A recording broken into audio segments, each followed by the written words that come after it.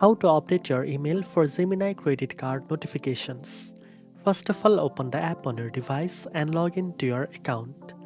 Next, tap on the cards section from the bottom bar to access your Gemini credit card settings. Scroll down and select the notifications or account settings option.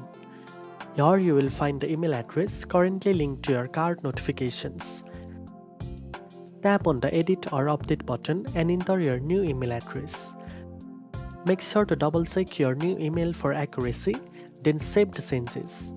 Gemini may send the verification code to your new email to confirm the update. Once verified, all future credit card notifications will be sent to your updated email address. Now you know how to update your email for Gemini credit card notifications.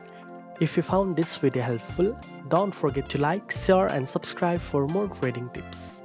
Thanks for watching and I'll see you in the next one.